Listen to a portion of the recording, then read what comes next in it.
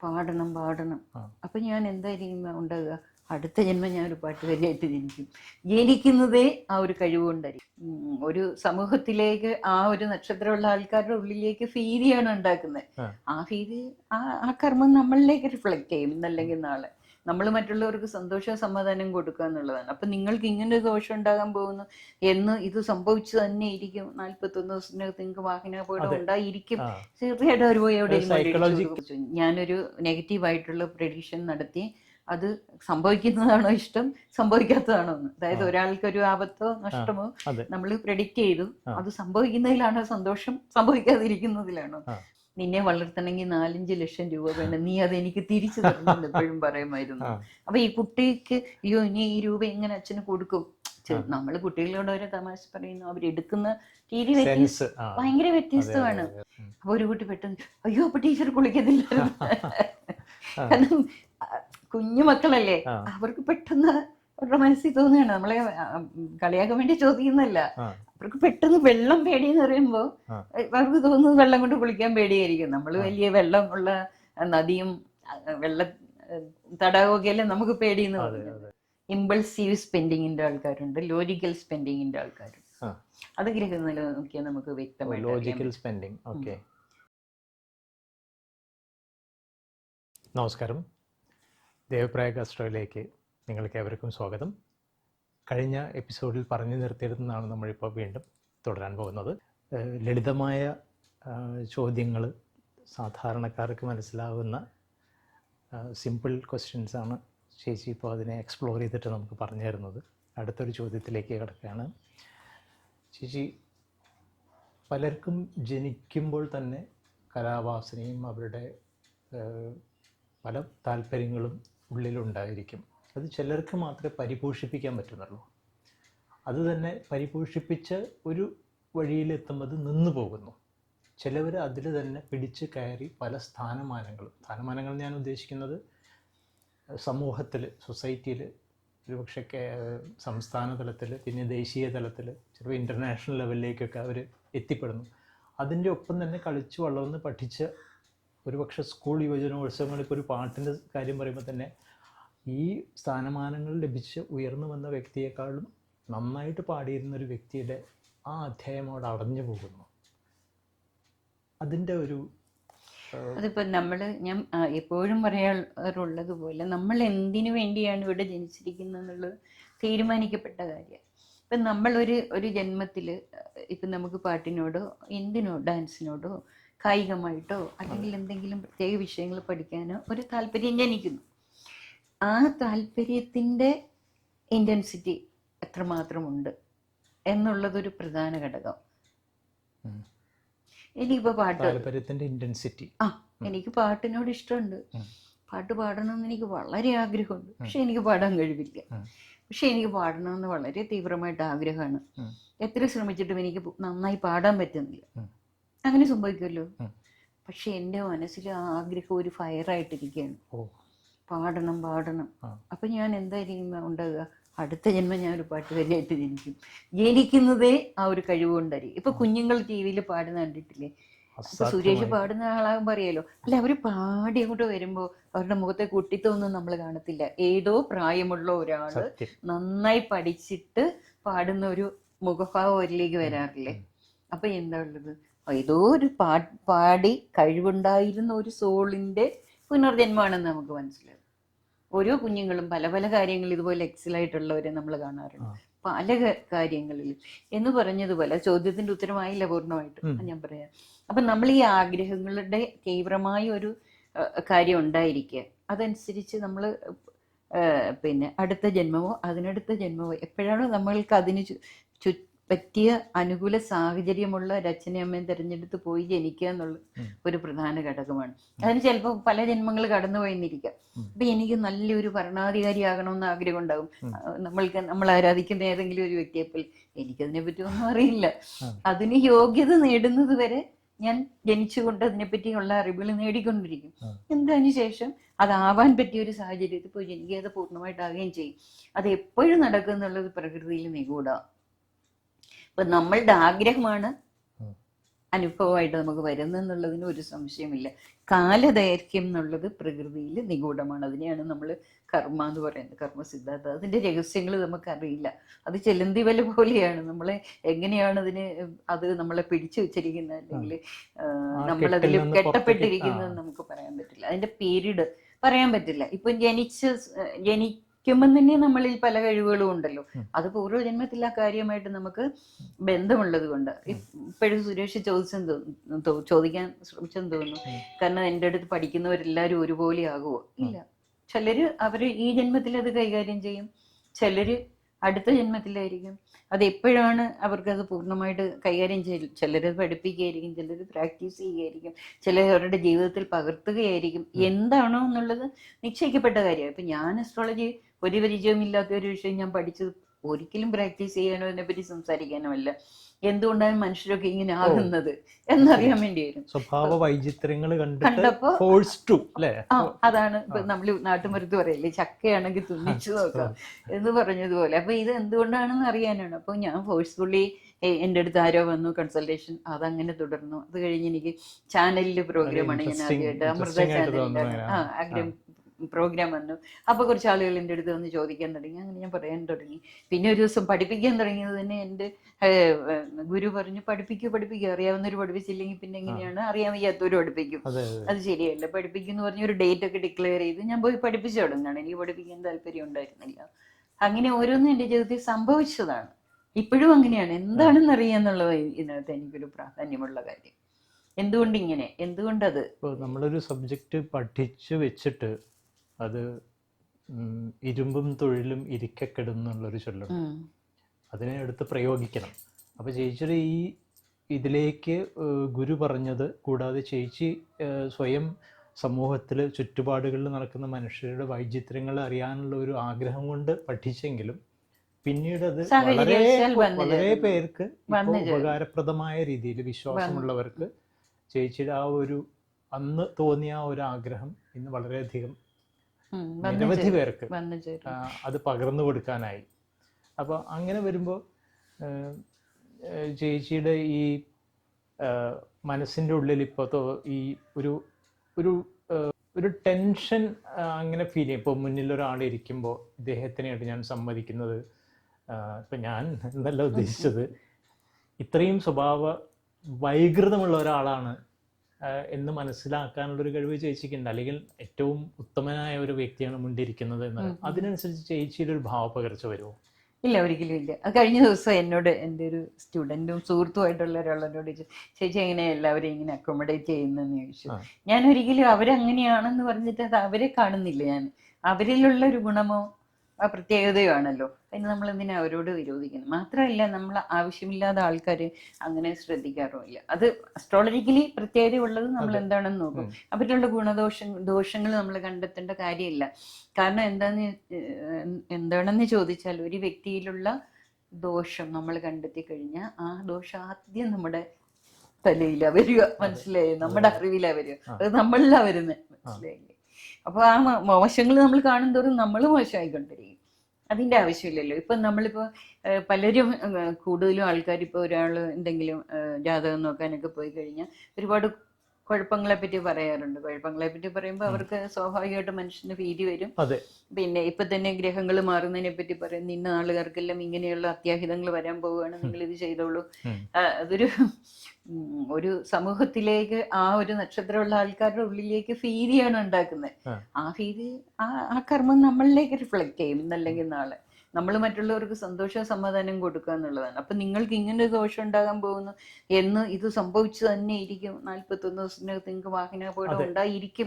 തീർച്ചയായിട്ടും ഒരു പോയി എവിടെ.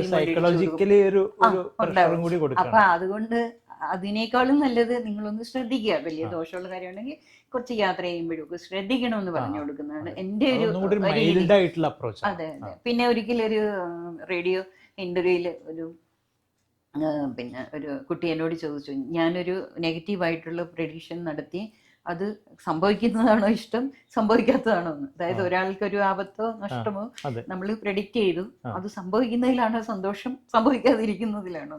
ഒരിക്കലും സംഭവിക്കാതിരിക്കുന്നതിലാണ് എനിക്ക് സന്തോഷം എന്ന് പറയുന്നത് പോലെ നമ്മളിത് കൈകാര്യം ചെയ്യുമ്പോൾ നമ്മൾക്ക് ഇതിൻ്റെതായിട്ടുള്ള ഒരു കർമ്മബന്ധത്തെ പറ്റി നമ്മൾ കർമ്മബന്ധത്തെ പറ്റിയുള്ള ശാസ്ത്രമാണ് കൈകാര്യം ചെയ്യുന്നത്. അപ്പൊ അത് നമ്മളാദ്യം അതിൻ്റെതായിട്ടുള്ള ഒരു പ്രത്യേകത അല്ലെ അതിൻ്റെ ആ കർമ്മത്തിന്റെ നിഗൂഢത മനസ്സിലാക്കുകയല്ലേ ചെയ്യുന്നത്. അപ്പോൾ ആളുകളെ നമ്മൾ ഭീതിപ്പെടുത്തേണ്ട ആവശ്യമില്ല. ഒരു മുന്നറിയിപ്പ്, ഒരു ശ്രദ്ധിക്കുക എന്നുള്ള ഒരു കാര്യം മാത്രം. നെഗറ്റീവ് കാര്യങ്ങൾ ഞാനിപ്പോഴത്തെ ക്ലാസ്സിലും പറയാറുണ്ട്. നമ്മൾ ഈ രണ്ടു തലയും മൂർച്ചയുള്ള വാള് പോലെയാണ്. സർജറി ചെയ്യാനും ഉപയോഗിക്കുക, മറ്റു കാര്യങ്ങൾക്കും ഉപയോഗിക്കുക. പറഞ്ഞതിൽ ഏത് രീതിയിൽ ഉപയോഗിക്കുന്നു എന്നുള്ളൊരു വലിയ പ്രാധാന്യമുള്ള കാര്യമാണ്. ചേച്ചിക്ക് അതിനെ അക്കോമഡേറ്റ് ചെയ്യാൻ പറ്റും. പക്ഷെ ഇപ്പോൾ ഒരു സാധാരണ വ്യക്തി എന്നുള്ള നിലയ്ക്ക് ഞാനിപ്പോൾ മുന്നിലിരിക്കുന്നത് ഒരു അത്യപൂർവമായ ഒരു പേഴ്സണാലിറ്റിയാണ് എൻ്റെ മുന്നിൽ വന്നിരിക്കുന്നത് എന്ന് അറിയുമ്പോൾ എൻ്റെ ഉള്ളിൽ ക്രിയേറ്റ് ചെയ്യുന്ന, എൻ്റെ ഉള്ളിലുണ്ടാവുന്ന ചില വൈബ്രേഷൻസ് ഉണ്ട്. ഇദ്ദേഹത്തിൻ്റെ മുന്നിൽ നമുക്ക് പെരുമാറാൻ തക്കമാറ് നമ്മുടെ ഒരു ഇൻഡിവിജ്വാലിറ്റി റിഫ്ലക്റ്റ് ചെയ്യുമോ, അല്ലെങ്കിൽ മുന്നിലിരിക്കുന്നത് ഒരു മുന്നേ കൂട്ടി അറിയാം ഒരു വലിയൊരു കുഴപ്പക്കാരനാണ്, പാസ്റ്റ് നമ്മൾ അറിയുന്നതാണ്. അപ്പോഴും നമ്മുടെ മനസ്സിലൊരു വൈബ്രേഷൻ വരുന്നുണ്ട്. ഈ വ്യക്തിയായിട്ട് ഇടപെട്ടാൽ ഒരു സുഖമില്ലാതുകൊണ്ട് അവോയ്ഡ് ചെയ്യാം. അപ്പോൾ ചേച്ചി ഇവിടെ ഇപ്പോൾ പറഞ്ഞ ഒരു വലിയൊരു വാലിഡ് പോയിന്റാണ്. എന്ത് തന്നെ മുന്നിൽ വന്നാലും ഒരു ന്യൂട്രൽ ലെവലിൽ നമ്മളുടെ കർമ്മം അനുസരിച്ചുള്ളതാണ് നമ്മൾക്ക് വരുന്ന അനുഭവങ്ങൾ. ആ വ്യക്തിയുടെ കർമ്മങ്ങൾ ആ വ്യക്തിയിൽ ഇരുന്നിട്ട് നമ്മൾ സ്വീകരിക്കാൻ പോകണ്ട. നമ്മളിപ്പോ അവരൊരു കുഴപ്പക്കാരാണെന്ന് പറയുമ്പോൾ തീർച്ചയായിട്ടും അവര് നമ്മളുടെ കമ്മ്യൂണിക്കേഷൻ 90% കൂടുതൽ ശതമാനം അബോധ മനസ്സുമായിട്ട് ബന്ധപ്പെട്ടതുണ്ട്. വെർബൽ അല്ല, നോൺ വെർബലാ. നമ്മൾ അവരെ പേടിപ്പിക്കുമ്പോഴത്തേക്ക് തന്നെ അവർക്ക് നമ്മളെ പേടിപ്പിക്കാനുള്ള ഒരു ടെൻഡൻസി ഉണ്ടാകും. അല്ലെ സ്വയമേവ നമ്മളെ പേടി സ്വീകരിക്കും. മനസ്സിലായി? അത് ജീവജാലങ്ങളായാലും അങ്ങനെ തന്നെയാണ്. അതെപ്പോഴും നായ്ക്കളെയൊക്കെ പേടിയുണ്ടെങ്കിൽ അവര് നമ്മളുടെ ഹോർമോണിൽ ഉണ്ടാകുന്ന വ്യത്യാസം അവർക്ക് സെൻസ് ചെയ്യാൻ പറ്റും. അത് സത്യമാണ്. അതുപോലെ തന്നെയാണ് മനുഷ്യന്റെ കാര്യത്തിൽ. നമ്മളിപ്പോ ഒരാളെ പറ്റി നമ്മളൊരു മോശമായി ചിന്തിക്കുമ്പോൾ തീർച്ചയായിട്ടും ആ ഒരു ആളില് ആ വൈബ്രേഷൻ ഉണ്ടാകും. അങ്ങനെയാണ് നമ്മൾ കർമ്മ കോഡിങ്ങിലാകുന്നത്. അപ്പൊ അവർക്ക് നമ്മളെ പേടിപ്പിക്കാനുള്ള ടെൻഡൻസി വരും. നമ്മൾ പേടിക്കുന്നു, അത് തുടർക്കഥയായിട്ട് മാറുന്നു. അപ്പൊ നമ്മൾ പേടിക്കേണ്ട ഓരോ മനുഷ്യനും അവരവരുടേതായിട്ടുള്ള റോളുകൾ അഭിനയിക്കാൻ വേണ്ടി വന്നവര്. അത് റോളുകളാണ്. അവരുടെ റോള് അവർ പെർഫെക്റ്റ് ആക്കണം. ഒരു നാടകത്തിന്റെ സംവിധായകൻ പറഞ്ഞു കൊടുക്കും, നീ ഒരു വില്ലനായിട്ട് അഭിനയിക്കണം.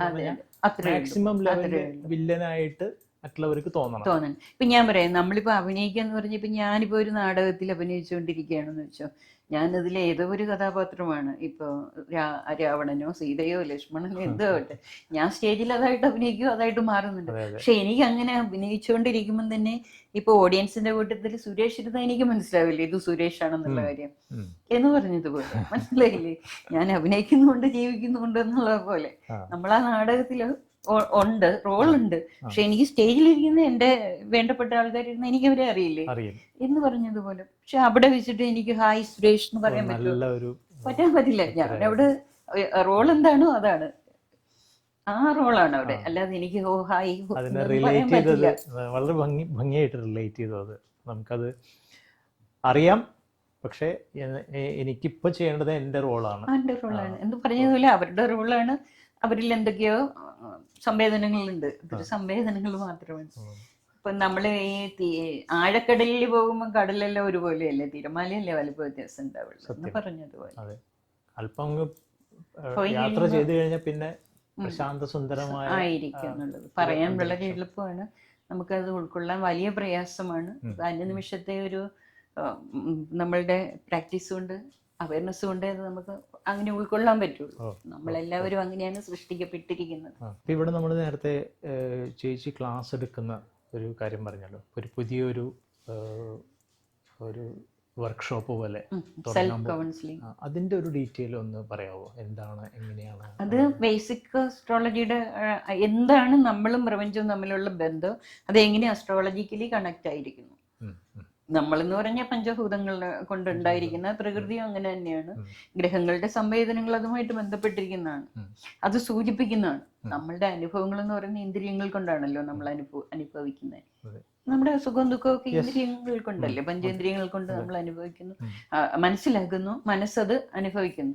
അപ്പൊ അതിന്റെ ഗ്രഹനില വെച്ചിട്ട് അത് ഇങ്ങനെയാണെന്നുള്ളത് പറഞ്ഞ് മനസ്സിലാക്കുക. അത് കയ്യിൽ എങ്ങനെയുണ്ട് എന്നുള്ളത് കാണിച്ചു തരാം. ഓരോ ഗ്രഹങ്ങളുടെയും പൊസിഷൻ നിങ്ങളുടെ കയ്യിൽ ഇങ്ങനെ ഇരിക്കുന്നത് കൊണ്ട് നിങ്ങൾക്ക് ഇങ്ങനെയൊക്കെയുള്ള ടെൻഡൻസികളുണ്ട്. അപ്പൊ ഇതാണ് നിങ്ങളുടെ പോസിറ്റീവ് ഘടകം, ഇതാണ് നിങ്ങളുടെ നെഗറ്റീവ് ഘടകം. ഇത് നിങ്ങൾ ബാലൻസ് ചെയ്ത് കൊണ്ടുപോയാൽ ജീവിതത്തിൽ നിങ്ങൾക്ക് സക്സസ് ആകാൻ പറ്റും. ദുഃഖത്തിൽ നിന്ന് അല്ലെങ്കിൽ ഭീതിയിൽ നിന്നൊക്കെ പുറത്തു വരാൻ പറ്റും. കഴിവുകൾ പരമാവധി ഉപയോഗപ്പെടുത്താൻ പറ്റും. പൊട്ടൻഷ്യൽ പുറത്തു വരാനുള്ള പറ്റും. അതിനുശേഷം ഈ കൈകൾ കൊണ്ട് കാണിച്ചു കൊടുക്കുമ്പോൾ എന്താണെന്ന് വെച്ചാൽ ഈ രേഖകൾക്ക് കയ്യിൽ വ്യത്യാസം സംഭവിക്കുന്നു. അത് ഞാൻ ചോദിക്കാനിരുന്ന ചോദ്യമാണ്. നമ്മളുടെ സ്വഭാവ മാറ്റത്തിനനുസരിച്ച് നമ്മൾ ജീവിത പന്ഥാവിലൂടെ സഞ്ചരിച്ചു കൊണ്ടിരിക്കുമ്പോൾ നമ്മുടെ ചിന്തകളുടെ അനുസരിച്ച് കൈരേഖകൾ വ്യത്യാസം വരും. ചിന്തകളനുസരിച്ച് കൈരേഖകൾ വ്യത്യാസം വരും. അത് പ്രധാനമായിട്ടും നമ്മളുടെ ദേശാകാലം അപഹാരകാലം എന്നൊക്കെ ഉള്ളതും അനുസരിച്ചും കൂടിയാണ്.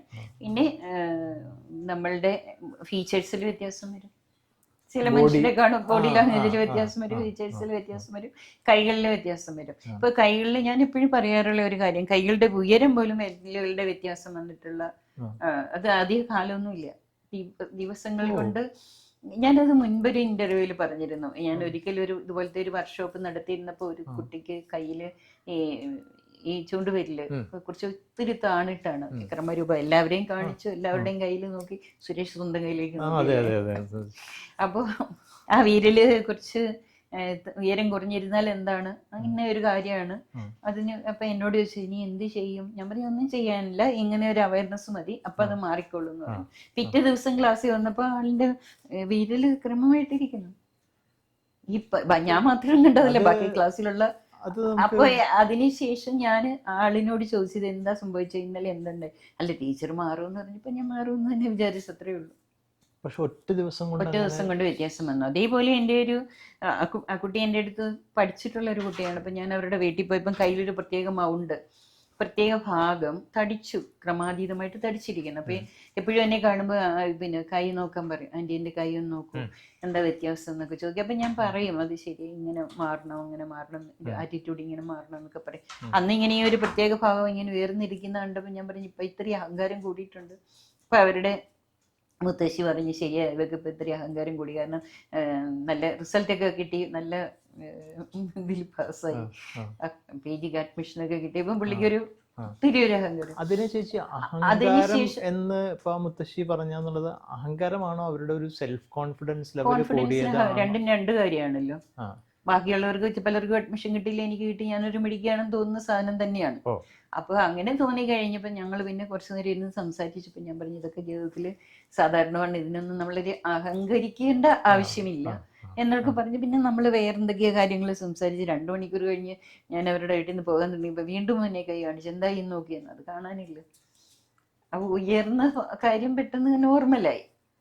ഇത് വിശ്വസിക്കാൻ പ്രയാസമുള്ള കാര്യമാണ്, പക്ഷെ സംഭവിച്ച കാര്യമാണ്. കേൾക്കുന്നവർക്ക് കൂടി നമ്മള് പറയുമ്പോഴേ ഇത് ഒരു അങ്ങനെയൊക്കെ സംഭവിക്കുമോ? ഇപ്പൊ ക്ലാസ്സിൽ അതെ 1 മാസം മുന്നേ എടുത്ത ഫോട്ടോസും ഇപ്പൊ എടുത്ത ഫോട്ടോസും ക്ലാസ്സിൽ സ്റ്റുഡൻസിന്റെ കയ്യിലുണ്ട്, നമ്മള് ഗ്രൂപ്പിലുണ്ട്.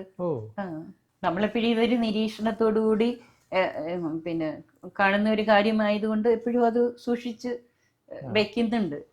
വ്യത്യാസം കൈകളിൽ വന്നതേ, ഗ്രഹനിലയിൽ വ്യത്യാസം വരില്ലല്ലോ, ഗ്രഹനില ഒരുപോലെയാണ്.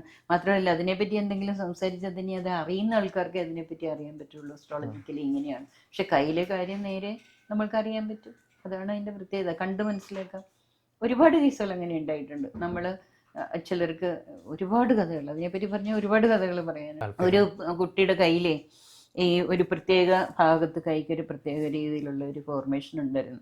അപ്പോൾ ഇതുപോലെ തന്നെ വർക്ക്ഷോപ്പ് ക്ലാസ്സിൽ പഠിക്കാമെന്നാണ്. അപ്പോൾ ഞാനിങ്ങനെ ചോദിച്ചു ഇയാൾക്ക് ഇതിനെപ്പറ്റിയെങ്കിലും പേടിയുണ്ടോ? അപ്പം പറഞ്ഞില്ല, എനിക്ക് ഭയമൊന്നുമില്ല, വളരെ ആക്റ്റീവായിട്ടുള്ള ഡൈനാമിക്കായിട്ട് കാര്യങ്ങളൊക്കെ ചെയ്യുന്ന ആളാണ്. അപ്പോൾ അങ്ങനെയല്ലല്ലോ, അങ്ങനെയൊരു സംഭവം ഉണ്ടാകണമെന്നുണ്ടെങ്കിൽ കയ്യിൽ ഇത് കാണില്ലല്ലോ, കയ്യിൽ ഈ കാര്യം ഉള്ളപ്പോൾ എന്തായാലും എന്തിനെപ്പറ്റി ഒരു ഭയം ഉണ്ടെന്ന് പറഞ്ഞു. അദ്ദേഹം പറഞ്ഞില്ല ഒന്നുമില്ല. ഞാൻ പറഞ്ഞു ഒന്ന് ആലോചിച്ച് നോക്കി, 7-8 വയസ്സ് സമയത്ത് എന്തോ ഒരു ഭീതി, അതിൽ താഴെ എന്തോ സംഭവിച്ചിട്ടുണ്ട്. അപ്പൊ കുറച്ച് ആലോചിച്ചിട്ട് പറഞ്ഞു എനിക്ക് പൈസയെ പറ്റി ഭയങ്കര ഭയമാണെന്ന് പറഞ്ഞു. പൈസക്കുള്ള ആളാണ്, കുറിച്ചുള്ള ഭയമുണ്ട്, ആ പൈസയെ പറ്റിയുള്ള ഭയമുണ്ട്. ആ അതെന്താണ് സംഭവിച്ചതെന്ന് വെച്ചാൽ ഈ കുട്ടിയുടെ അച്ഛൻ തമാശക്കായിരിക്കും, നിന്നെ വളർത്തണമെങ്കിൽ 4-5 ലക്ഷം രൂപ വേണം, നീ അതെനിക്ക് തിരിച്ചു തരണമെന്ന് എപ്പോഴും പറയുമായിരുന്നു. ആ അപ്പൊ ഈ കുട്ടിക്ക് അയ്യോ ഇനി ഈ രൂപ എങ്ങനെ അച്ഛന് കൊടുക്കും? ആ. നമ്മള് കുട്ടികളോട് ഓരോ തമാശ പറയുന്നു, അവരെടുക്കുന്ന രീതി സെൻസ്. ആ ഭയങ്കര അതെ അതെ വ്യത്യസ്തമാണ്. അതെ അതെ അതെ. അപ്പൊ ഞാൻ ഈ കുഞ്ഞുങ്ങളുടെ അപ്പൊ ഈ കുട്ടിക്ക് പിന്നെ ഇത് ഭയങ്കര പേടിയായി, ആ. എങ്ങനെ കൊടുക്കും എങ്ങനെ കൊടുക്കും, ഇത് വലിയൊരു എമൗണ്ട്. ആ. അപ്പൊ അങ്ങനെ പേടിച്ചുകൊണ്ട് ഇപ്പോഴും എനിക്ക് പൈസ പറ്റിയൊരു പേടിയാണെന്ന് ആ. പറയുന്നത്. കുട്ടികൾ കേൾക്കുന്നത് പോലെ എടുക്കുന്നത്. അതെ. അതിന്റെ വേറൊരു ഉദാഹരണം പറയാം, ഞാൻ ഈ കുട്ടികളുടെ ക്ലാസ്സുകൾ എടുക്കുമായിരുന്നു. ഓ അപ്പൊ ഈ ഒരു നമ്മളുടെ ഭയങ്ങളെ പറ്റിയൊക്കെ പറയുമ്പോൾ ഇപ്പോഴും എടുക്കുന്നുണ്ടോ കുട്ടികൾ? ഇപ്പൊ എനിക്ക് സമയം ഇല്ലാത്തതുകൊണ്ട് എടുക്കാത്തതാണ്, എടുക്കാറുണ്ട് വല്ലപ്പോഴും മാത്രം. അപ്പൊ ഞാൻ പറയാം ഓരോരുത്തർക്കും ഓരോ കാര്യങ്ങളോട് ഭയമുണ്ടാകും എന്നൊക്കെ പറയുമ്പോൾ ഞാൻ പറഞ്ഞു എനിക്ക് ചെറുപ്പത്തിൽ വെള്ളം വലിയ പേടിയായിരുന്നു എന്ന് പറഞ്ഞു. അപ്പൊ ഒരു കുട്ടി പെട്ടെന്ന് അയ്യോ അപ്പൊ ടീച്ചർ കുളിക്കത്തില്ലായിരുന്നു. കാരണം കുഞ്ഞു മക്കളല്ലേ, അവർക്ക് പെട്ടെന്ന് അവരുടെ മനസ്സിൽ തോന്നുകയാണ്, നമ്മളെ കളിയാക്കാൻ വേണ്ടി ചോദിക്കുന്നല്ല, അവർക്ക് പെട്ടെന്ന് വെള്ളം പേടിയെന്ന് പറയുമ്പോൾ അവർക്ക് തോന്നുന്നത് വെള്ളം കൊണ്ട് കുളിക്കാൻ പേടിയായിരിക്കും. നമ്മൾ വലിയ വെള്ളം ഉള്ള നദിയും വെള്ള തടാകമൊക്കെ അല്ലേ നമുക്ക് പേടിയെന്ന് പറയുന്നത്. പിന്നെ പറഞ്ഞു വിശദീകരിച്ചു കൊടുക്കും എന്ന് പറഞ്ഞാൽ കേൾക്കുന്നത് അതിനെ പോലെ കുട്ടികൾ എടുക്കും. മനസ്സിലായില്ലേ, നീ എനിക്ക് 5 ലക്ഷം രൂപ തരണം എന്ന് പറഞ്ഞ് കൊടുക്കണം, എങ്ങനെ കൊടുക്കും? ആ ഭയം ഈ 35 വയസ്സിലും കുട്ടിക്ക് നിൽക്കുകയാണ്. നേരെ മറിച്ച് വേറെ ഒരു കുഞ്ഞായിരുന്നുണ്ടെങ്കിൽ അതിന് നിസ്സാരമായിട്ട് തള്ളിക്കളയുമായിരുന്നു. ഇതൊന്നും ഇത് പേറിക്കൊണ്ട് ജീവിക്കുകയില്ല. അപ്പൊ ഇവിടെ ചേച്ചി വീണ്ടും ഒരു മനുഷ്യന്റെ മനസ്സിൽ അവര് അതിനെ എങ്ങനെ എടുക്കുന്നു എന്നുള്ള ഒരു സംഭവം പ്രകടമായിട്ട് മനസ്സിലാക്കി തരുന്ന ഒരു കാര്യമാണത്. അത് മാത്രമല്ല ഇങ്ങനെ പേടിക്കണമെന്നുള്ള ഒരു യോഗം കൂടി ഉണ്ടല്ലോ, അതുകൊണ്ടാണല്ലേ 35 വയസ്സ് വരെ പേടിച്ചുകൊണ്ടിരുന്നത്. ഇപ്പൊ എന്നിട്ട് അറിഞ്ഞപ്പോ മാറി. അപ്പൊ അദ്ദേഹം 40-50 ലക്ഷം ഒക്കെ ഉണ്ടാക്കിയിട്ടുണ്ടാവും. പൈസയ്ക്ക് ഒരു ബുദ്ധിമുട്ടുള്ള ആളല്ല, പക്ഷെ ഭയമുണ്ടായിരുന്നു. ഏത് പൈസ എടുത്ത് ചെലവാക്കുമ്പോഴും വലിയ പേടിയായിരുന്നു. പൈസ പറ്റി ഒരു പേടി, എപ്പോഴും ഒരു പേടി. നമ്മൾ പറയുമ്പോൾ നിസ്സാരമായി തോന്നും, പക്ഷെ അങ്ങനെ ഒരു ഭയമുള്ളിൽ കിടക്കെന്ന് പറയുന്നത് അത് എന്തിനെ പറ്റി ആക്കാം. അപ്പൊ ഇയാൾക്ക് പൈസ പറ്റി ആയിരിക്കും, വേറൊരാൾക്ക് വേറൊന്നിനെ പറ്റി. ഇപ്പൊ ഇങ്ങനെ ചേച്ചി പറഞ്ഞപ്പോ എനിക്ക് തന്നെ അനുഭവമുള്ള ഒരു കാര്യം ചോദിക്കാന്ന് വെച്ച് കഴിഞ്ഞാൽ, നമ്മളിപ്പോൾ ഒരു കാര്യത്തിന് വേണ്ടി സ്പെൻഡ് ചെയ്യണം, വളരെ ഇഷ്ടപ്പെട്ടിട്ട് നമ്മളൊരു കാര്യത്തിന് വേണ്ടി സ്പെൻഡ് ചെയ്യുന്നു. പക്ഷെ ആ സ്പെൻഡ് ചെയ്ത് കഴിഞ്ഞാൽ ഇത് നമ്മൾ ചെയ്യണമായിരുന്നോ, അല്ലെങ്കിൽ ഇത് മേടിക്കണമായിരുന്നോ, ഇത്രയും പൈസ മുടക്കണമായിരുന്നോ എന്ന ഒരു ചിന്ത വരുന്നത് പലരിലും പല രീതിയിലല്ലേ. അങ്ങനെ അതിന് അസ്ട്രോളജിക്കലി വളരെ കോമ്പിനേഷൻ ഉണ്ട്. ഇമ്പൾസീവ് സ്പെൻഡിങ്ങിന്റെ ആൾക്കാരുണ്ട്, ലോജിക്കൽ സ്പെൻഡിങ്ങിന്റെ ആൾക്കാരുണ്ട്. അത് ഗ്രഹങ്ങളിൽ നോക്കിയാൽ നമുക്ക് വ്യക്തമായി ലോജിക്കൽ സ്പെൻഡിങ്. ഓക്കെ, അവരുടെ ജന്മന ചാർട്ട് നോക്കിയാൽ മതി. 12ാം ഭാവം സ്പെൻഡ് ചെയ്യുന്ന ഇപ്പോഴത്തെ ഒരു പുതിയ വിൻഡോ ഷോപ്പിംഗ്, ഒരു കാര്യമില്ലാതെ വെറുതെ ഒരു ഷോപ്പിംഗ് മോളിൽ പോകുന്നു, വേണ്ടാത്ത അത് ഓരോ ഗ്രഹങ്ങളാണ്. ഇമ്പൾസീവായിട്ട് കാര്യങ്ങൾ ചെയ്യിക്കുന്ന ഗ്രഹങ്ങളുണ്ട്, ലോജിക്കലി ചെയ്യിക്കുന്ന ഗ്രഹങ്ങളുണ്ട്. അപ്പൊ ആ ഗ്രഹങ്ങളുടെ സ്ഥിതി അനുസരിച്ചാണ് അത് വരുന്നത്. ചിലർ ബോധപൂർവം തന്നെ സ്പെൻഡ് ചെയ്യാൻ ഇഷ്ടപ്പെടുന്ന ആൾക്കാരുണ്ട്, അല്ലാതെ ചിലർ ചെയ്തു കഴിഞ്ഞിട്ട് വിഷമിക്കുന്നവരുണ്ട്. അല്ലെ ഇപ്പൊ ആൾക്കാർ വന്ന് ചോദിച്ചു, അങ്ങനെ ബുദ്ധിമുട്ടുന്ന ഒരുപാട് ആൾക്കാരുണ്ട്. ചോദിച്ചപ്പോ എനിക്ക് കൊടുക്കാതിരിക്കാൻ പറ്റില്ല, അയ്യോ ഞാൻ കൊടുത്ത് തിരിച്ചു കിട്ടിയില്ല എന്ന് പറയാം. അത് എന്തുകൊണ്ടാണ് നിങ്ങൾ കൊടുത്തത്? അയ്യോ അതെനിക്ക് അവര് ചോദിച്ചത് കൊണ്ട് കൊടുത്തതാണ്. അവസാനം ഞാൻ പറയാം, ഇങ്ങനെ ഇപ്പൊ പല പ്രാവശ്യം സംഭവിച്ചല്ലോ, അപ്പൊ നിങ്ങളത് കൊടുക്കണം എന്നുള്ളത് നിങ്ങളുടെ ഒരു ഈഗോയാൽ പ്രേരിതമായിട്ട് കൊടുത്തതാണ്. പക്ഷെ ഇവിടെ ഞാൻ കൊടുത്തില്ലെങ്കിൽ ആരാ കൊടുക്കുന്നത്, എന്റെ അടുത്ത് ഒന്ന് ചോദിക്കുമ്പോൾ കൊടുത്തില്ലെങ്കിൽ ഒരു മോശമാണ് എന്നൊക്കെയുള്ള ചിന്തയാണ് വരുന്നത്. അത് ഈഗോയിൽ നിന്ന് വരുന്നതാണ്. പക്ഷെ അത് പറഞ്ഞാൽ മനസ്സിലാക്കാൻ ഒരു അല്പസമയം എടുക്കും, പക്ഷെ മനസ്സിലാക്കി കഴിഞ്ഞാൽ അവര് ലോജിക്കലി ചെയ്യുള്ളൂ. അതുകൊണ്ട് ഞാൻ പറയാം, നിങ്ങൾ പെട്ടെന്ന് തീരുമാനം എടുക്കണ്ട, കുറച്ച് സമയം കൊടുക്കും. നിങ്ങൾ ആരോടെങ്കിലും ഒന്ന് ചോദിക്കട്ടെ, അല്ലെങ്കിൽ ഞാനൊന്ന് ആലോചിച്ചിട്ട് പറയാം. അപ്പൊ ചെയ്യണ്ട, നിങ്ങളൊന്ന് ആലോചിച്ചിട്ട് നാളെ പറയാം, ഞാനൊന്ന് നോക്കട്ടെ, നാളെ പറയാമെന്നൊരു സമയം കൊടുത്താൽ മതി. ആ ഗ്യാപ്പിനുള്ളിൽ നമ്മളുടെ ആ ലോജിക്കൽ മൈൻഡ് വർക്ക്ഔട്ട് ആവും. മറ്റേന്ന് പറഞ്ഞാൽ ഇമ്പൾസീവാണ്, ഇമ്പൾസീവ് മൈൻഡാണ്. അപ്പൊ ലോജിക്കലി ചിന്തിക്കാൻ നമ്മളൊരു സ്പേസ് കൊടുക്കുകയാണ്, ഒരു ടൈം കൊടുക്കുകയാണ്. ഒന്നുകിൽ ആരോടെങ്കിലും വീട്ടിൽ ആരോടെ ഒന്ന് അന്വേഷിക്കും, ചോദിച്ചിട്ട് പറയാം, അല്ലെങ്കിൽ ഞാനൊന്ന് നോക്കട്ടെ നാളെ പറയാം. അങ്ങനെ ഒരു ടൈം, ഒരു ഗ്യാപ്പ് അവിടെ കൊടുത്താൽ. ഇവിടെ ഇത് പറഞ്ഞപ്പോൾ 2 കാര്യമാണ് ഓർമ്മ വരുന്നത്. ഒന്ന്, നമുക്ക് കൊടുക്കാൻ കഴിവുള്ള ഒരാളാണെന്ന് ഈ വരുന്ന വ്യക്തിക്കുള്ളൊരു ബോധം നമ്മളിലൊരു തരം ഈഗോ ഉണ്ടാക്കുന്നു. ഈഗോ ആണോ പ്രഷറാണോ? പ്രഷറല്ല, ഈഗോ ആണത്. ഞാൻ കൊടുത്തില്ലെങ്കിൽ എങ്ങനെയാണ്, എനിക്ക് കൊടുക്കണം, കൊടുത്തലേ പറ്റുള്ളൂ എന്നുള്ളത് സൂക്ഷ്മമായിട്ട് ചെല്ലുമ്പോ നമ്മളെ പറ്റി അവരുടെ ഒരു ധാരണ മാറും എന്നുള്ളതാണ്. അതെന്താണ് നമ്മളെ പറ്റി അവരുടെ ധാരണ എന്തായാലും നമുക്ക് എന്താ, ഇത്രയൊക്കെ ഉണ്ടായിട്ടും തരാനുള്ള ഒരു സന്മനസ് കാണിച്ചില്ല എന്നുള്ളൊരു ബോധം അവരിൽ സൃഷ്ടിക്കപ്പെടുന്ന എന്നുള്ള ഒരു ഈഗോ. ഈഗോ ആണ് സൂക്ഷ്മമായിട്ട്, അതിസൂക്ഷ്മമായിട്ട് ചെല്ലുമ്പോൾ അത് ഈഗോ തന്നെയാണ്. അല്ലെങ്കിൽ നമ്മൾ അവർക്ക് കൊടുക്കണം എന്നുള്ള നമ്മൾക്ക് ബോധപൂർവ്വം ഇത് നമ്മൾ കൊടുക്കാൻ പറ്റുന്നതാണ്, നമ്മൾ കൊടുത്തേക്കുക. അതിനുശേഷം പിന്നെ ഇതിനെപ്പറ്റി ആലോചിച്ച് വിഷമിക്കണ്ട, കിട്ടില്ല എന്ന് വേണമെങ്കിൽ ധരിച്ചു കൊടുക്കുക. പിന്നെ അതുപോലെ ഞാൻ വേറൊരു ആർട്ടിക്കിളിൽ അദ്ദേഹം പറഞ്ഞതായിട്ട് എനിക്ക് ഓർമ്മയുണ്ട്. നമ്മുടെ അടുത്ത് ഇപ്പോൾ ഒരു 50,000 ഇതിനോട് ബന്ധപ്പെട്ട ചോദ്യം അല്ലെങ്കിലും നമ്മുടെ അടുത്ത് ഇപ്പോൾ ഒരു 50,000 രൂപ ചോദിച്ചു. ചേച്ചി ഇപ്പം നേരത്തെ പറഞ്ഞ പോലെ ഒന്ന് ആലോചിച്ചു, ഞാനൊന്ന് നോക്കട്ടെ. എന്നിട്ട് നെക്സ്റ്റ് ഡേ നമ്മളൊരു 10,000 രൂപ ഇപ്പോൾ ഇത്രയേ തരാനുള്ളൂ, കാരണം വേറെ കുറച്ച് കാര്യങ്ങളിലൊക്കെ പെട്ടിരിക്കുകയാണ്. അപ്പോൾ ഈ 10,000 കൊടുത്ത് ഒഴിവാക്കുന്ന, ഇത് പോയാൽ 10,000 അല്ലേ പോയുള്ളൂ എന്ന് ചിന്തിക്കുന്ന ആളുകളും ഉണ്ട്. അതവരുടെ യുക്തി അനുസരിച്ച്, അവിടെയാണ് യുക്തി വർക്ക് ചെയ്യുന്നത്. ലോജിക്കലി അവരുടെ ലോജിക്കൽ മൈൻഡ് എങ്ങനെ പ്രവർത്തിക്കുന്നു എന്നുള്ളതനുസരിച്ചിരിക്കും. അത് ലോജിക്കൽ മൈൻഡിനെ കാണിക്കുന്ന ഗ്രഹങ്ങൾ എങ്ങനെ നിൽക്കുന്നു എന്നുള്ളതനുസരിച്ചാണ് ആ ഒരു ഇതിലേക്ക് വരിക. ഇവിടെ നമ്മൾ ജ്യോതിഷവും അസ്ത്രരേഖാശാസ്ത്രവും കടന്ന് സാധാരണ രീതിയിൽ സംഭവിക്കുന്ന കുറേ കാര്യങ്ങളിലേക്കാണ് ഇപ്പോൾ സംവദിച്ചുകൊണ്ടിരുന്നത്. ഇതതിൻ്റെ പല ചോദ്യങ്ങളും ഉപചോദ്യങ്ങളായിട്ട് ചേച്ചിയുടെ അനുഭവം കൂടി പറയുമ്പോൾ അതുകൊണ്ടാണ് ഇത്തരം ചോദ്യങ്ങൾ അതിന്ന് ഉരുത്തിരിഞ്ഞു വരുന്നത്. അപ്പോൾ ജ്യോതിഷ സംബന്ധമായിട്ട് പറയുമ്പോൾ നേരത്തെ നമ്മൾ പറഞ്ഞ പോലെ പഠിച്ചുകൊണ്ടിരിക്കുന്ന വ്യക്തികൾക്ക് അതിൽ എക്സൽ ചെയ്യാൻ ഇത്ര സമയമൊന്നുമില്ല എന്ന് ചേച്ചി പറഞ്ഞു. പക്ഷെ എന്നാലും മറ്റുള്ള ഒരാളെ വാച്ച് ചെയ്യാനുള്ള, നേരത്തെ ചേച്ചി പറഞ്ഞ പോലെ മുന്നിലിരിക്കുന്നത് ഇന്ന ആളാണ് എന്നുള്ളൊരു ഫീലിംഗ് വരുന്നത്, നേരത്തെ ചോദിച്ചതാണെങ്കിലും അവരിലും ഒരുതരം തനിക്ക് ഇത്തിരിയെങ്കിലും ഈ വിഷയത്തിൽ പാണ്ഡിത്യമുണ്ട് എന്നുള്ളൊരു ബോധം സൃഷ്ടിക്കില്ലേ വ്യക്തികളിലും? ഈ പഠിച്ചുകൊണ്ടിരിക്കുന്ന അത് അവരുടെ പഠിക്കാനുള്ള കഴിവനുസരിച്ച് കാര്യങ്ങൾ ഗ്രാസ്പ് ചെയ്യാനുള്ള ഏത് വിഷയം അവരുടെ ഇൻട്രസ്റ്റ് അനുസരിച്ചല്ലേ അവർ പഠിച്ച് അതിനെ ഉൾക്കൊള്ളുന്നത് പല രീതിയിലാണ്.